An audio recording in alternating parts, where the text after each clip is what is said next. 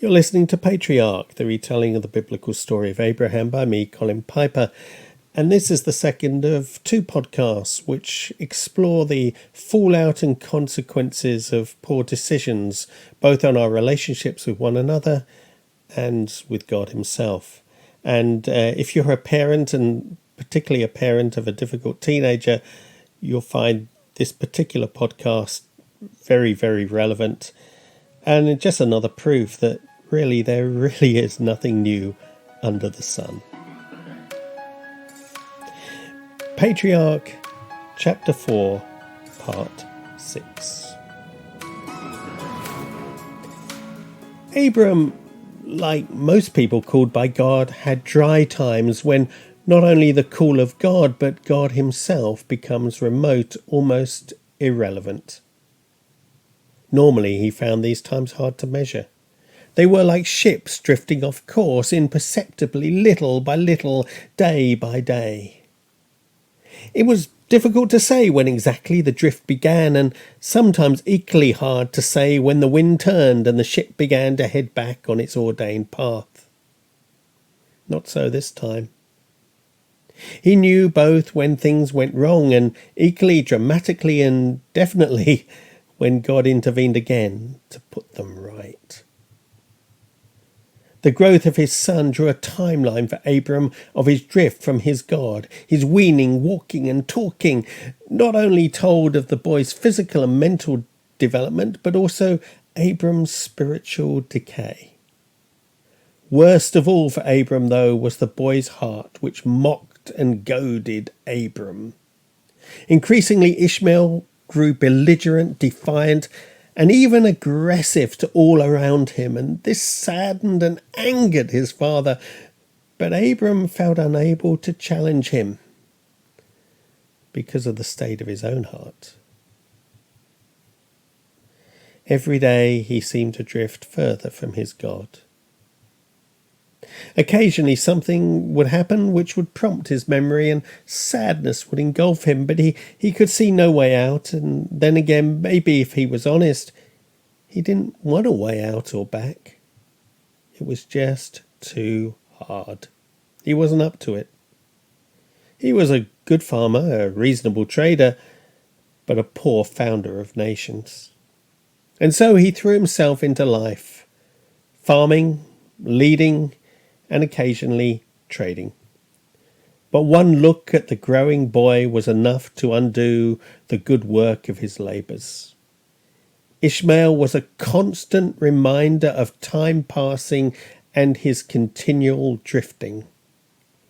Abram focused on the temporal when God had challenged him to look up into the infinite and believe for the eternal.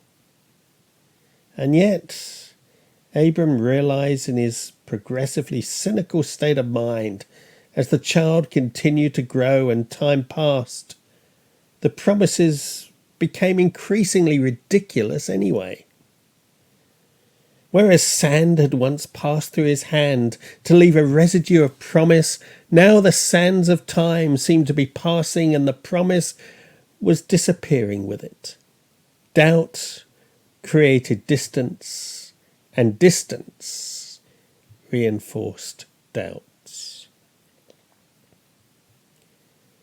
For his part, Ishmael knew nothing of his father's inner turmoil. He only sensed his awkwardness and apparent disinterest. He sensed it and felt it probably all the more acutely as it stood in stark contrast to his mother's love.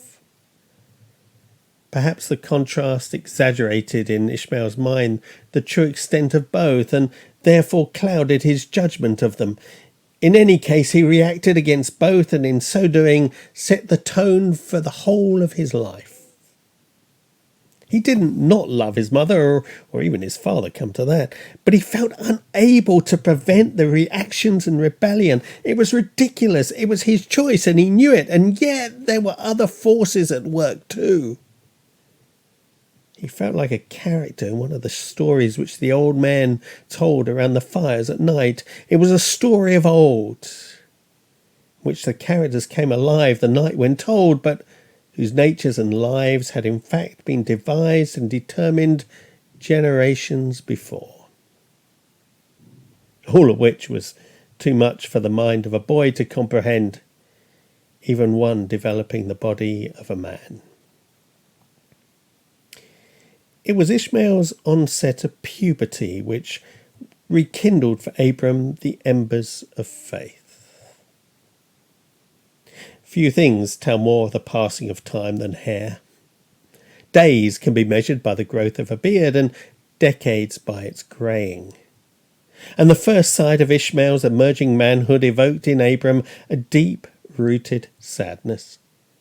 His drift from God had been gradual but continuous since Ishmael's conception. His faith remained, but waves of doubt constantly broke over him, and with the passing of time the tide of them encroached further and further upon his faith, little by little submerging it. It remained as sure as the sand remained beneath the sea, but it was hidden and could no longer be stood upon as it had in the past. The truth was, Abram hadn't realised how far and for how long he drifted until he saw it chronicled in Ishmael's development. Now it could no longer be condoned as some short-term temper tantrum or rebellion. It was now maturing, and as such took on a whole new significance.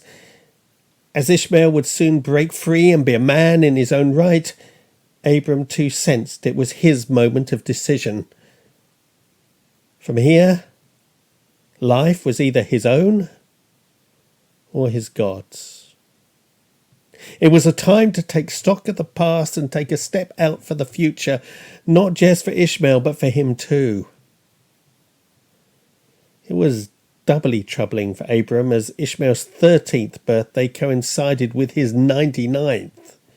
As milestones go, his was maybe as significant as Ishmael's, psychologically at least, and Abram found himself reflective again. Not that it was easy. It had been a long time since he had sought God earnestly. He'd known his God and outwardly walked with him, but not inwardly sought him. He became aware just how easy it had become to go through the motions of faith without it truly impacting life. And now that he was making his first awkward steps back into that depth of communion, he found he struggled to still his mind as he had previously and wait. But he was also to discover the awkwardness was all one-sided. Once more he learned that he may turn his back on his God, but his God hadn't turned his back on him. And consequently, there was no awkwardness on God's part to respond to Abram's first attempts to reach out to him again. And so Ishmael's passing into manhood and Abram's passing into a new century of life was marked by God and the way ahead signposted by him. This time, God's appearance to Abram wasn't in the context of a night vigil or even following some significant events. Rather, it was into the mundane, if not the fraught and fractious. One of those increasingly common moments of tension between the aging and the emerging man. The boy bothered Abram. Ishmael was wild and uncontrollable and grew his hair to express his mood. Somehow he seemed to know intuitively what unsettled those around him and delighted in the knowledge.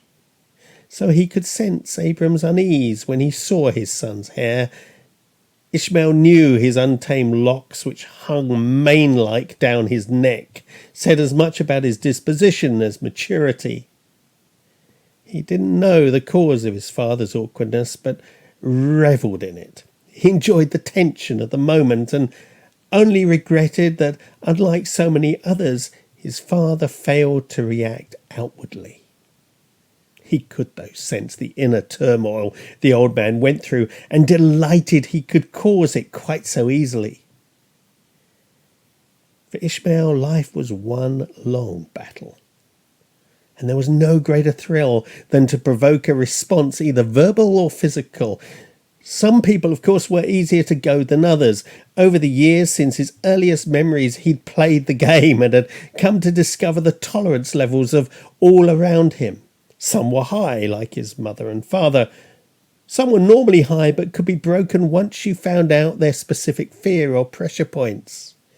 Others were very low, like the old shepherds with whom he toyed mercilessly. Oh, but there was one person who was best of all. The opportunity rarely came his way, but when it did, he need only smirk at this one, and he saw her face redden. And then he ran. The exhilaration which he felt as a result was worth the patient wait and all the planning which may have gone into the apparently chance encounter. No boy this age knew such power. Certainly not over someone of the stature of Sarai. On the day it all came to a head, though, the victim wasn't Sarai, but just a humble servant girl.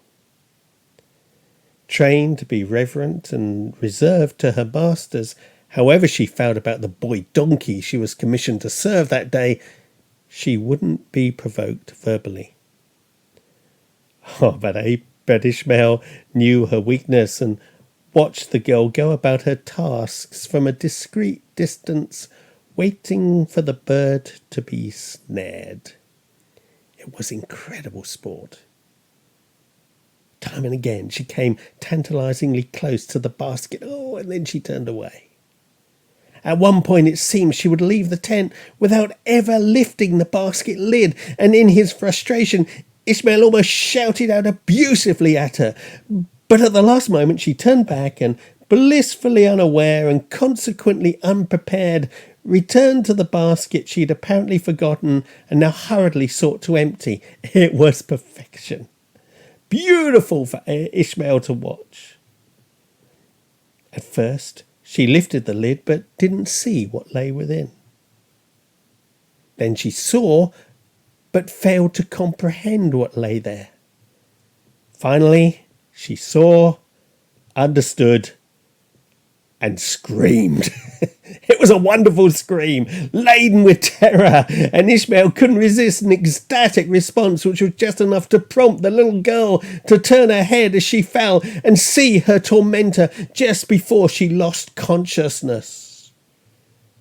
Both snake and boy slithered away, leaving the poor wretch in her faint on the floor. Ishmael thrived on the adrenaline rush, but he knew there would be consequences.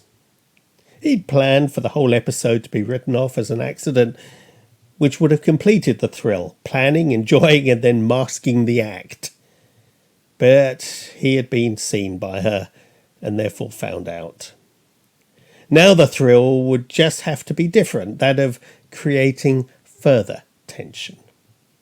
Being called into his father's presence, therefore, wasn't the fearsome thing it was intended to be. Rather, Ishmael approached the tent with a degree of anticipation and glee. He left, though, disappointed. His father had seemed preoccupied from the outset.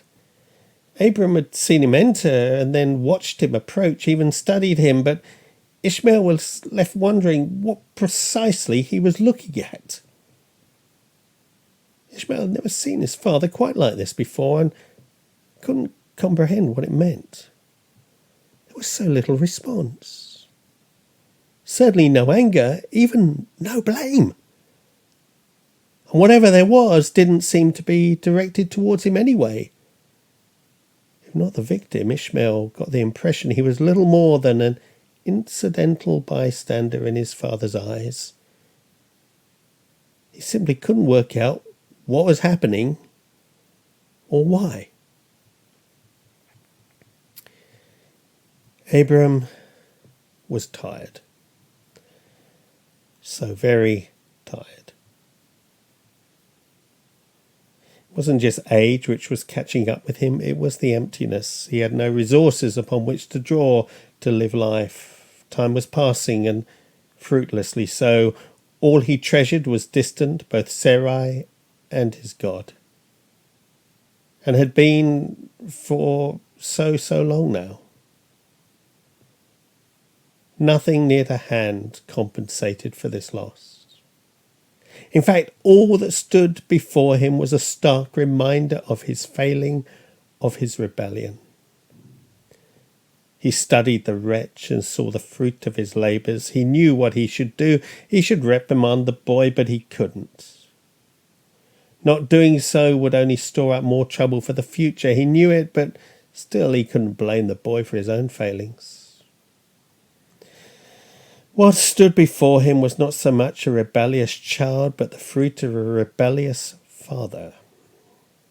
The belligerence had grown year on year, but now as Ishmael stood before him, Abram understood that in maturity the defiance could no longer be tolerated. If allowed to continue to grow, it would become too strong and there would be no more opportunity to control it. He couldn't and mustn't delay. He would have to deal with it now. So Abram rose from the low couch on which he'd been leaning and approached his son. He studied him for a while longer from close range and then sadly dismissed him.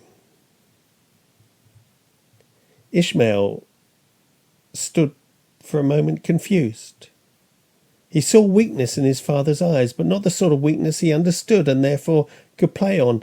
Suddenly Ishmael felt awkward, and rapidly and alarmingly his confidence and petulance evaporated. He stood before a broken man, helpless, utterly unsure of himself, and he hated it. He wanted to run, but in the end could only turn hesitantly and make his way gingerly towards the entrance to the tent.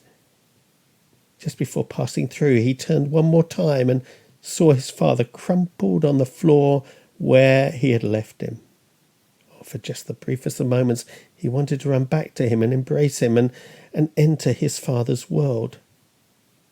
Finally, he pulled back the flap and passed through, back into his own world.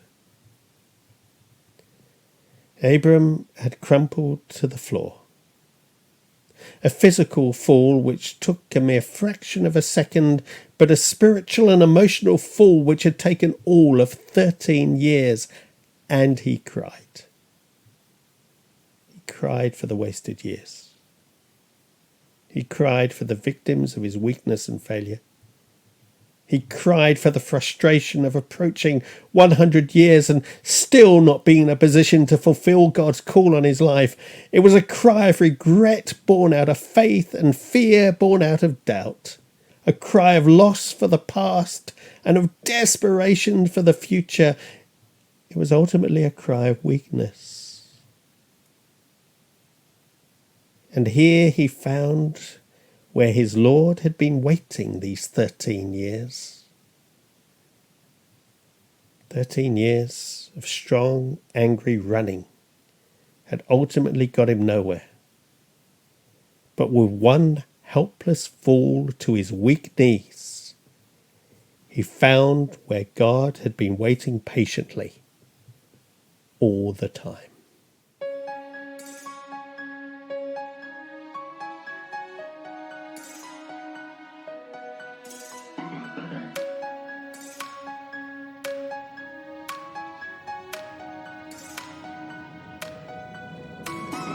You're listening to the Patriarch podcast. For more information, you can go to BibleNovels.com, where you can become a Patreon supporter to support overseas mission.